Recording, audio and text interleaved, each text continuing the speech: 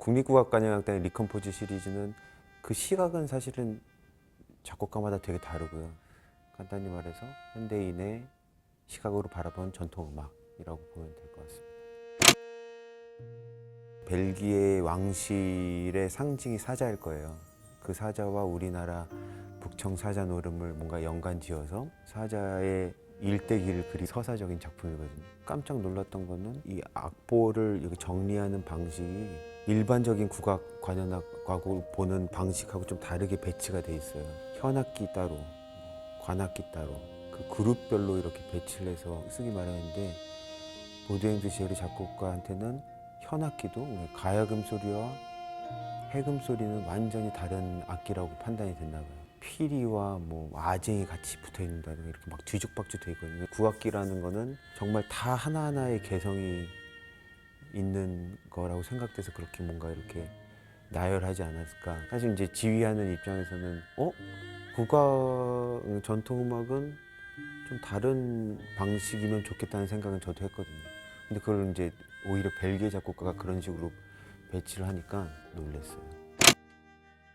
전통 음악을 기반으로 한 국악 관현악 어법의 새로운 문을 두드린다는 의미에서 노크라고 지어봤습니다. 우리 전통 음악의 음의 구조는 오음음계로 돼 있는 걸로 대표적으로 알려져 있는데 다양한 오음음계가 존재하거든요. 예를 들어서 기존의 그런 관현악이나 이런 것들에서 전통 어법을 사용할 때는 전통 어떤 음악의 주제를 해서 그거에 맞는 조성만을 가지고 이렇게 발전을 시켰다면 이번에는 오음계가 전부 망라되어 있는 전조라는 방법을 써서 이렇게 다양하게 좀 표현을 한 게 좀 특징인 것 같습니다.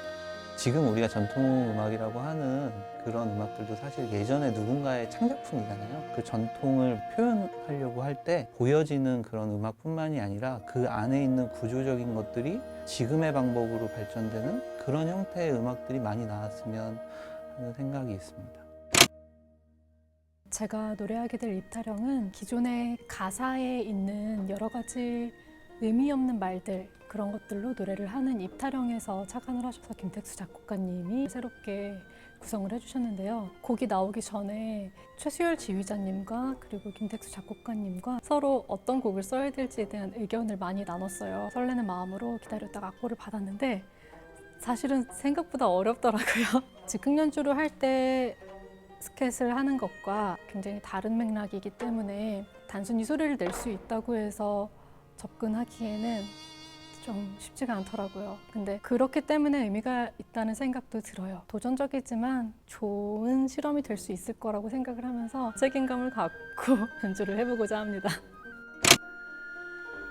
전통을 가지고 왜 리컴포즈를 하느냐라는 거는 결국에는 이제 한국의 현 주소를 담기 위해서가 아닐까 그런 의미라고 생각을 하는데 그런 의미에서 끊임없이 움직이고 끊임없이 변화하는 현재 한국을 담아보면 좋겠다라는 생각을 했어요. 마지막에 이제 청춘가가 조금 나와요. 뭐 열심히 막 부지런히 살자고 하는 것과 세월을 버리지 말자, 세월을 아끼자라는 거랑 맞닿아 있다고 생각이 들어서요. 그러면서도 최대한 도회적이고 또 막 컬러풀한 야경 같은 느낌을 담아보고자 했어요. 그래서 어떤 야경을 지켜보듯이 그런 기분으로 음악을 즐겨주셨으면 좋겠습니다.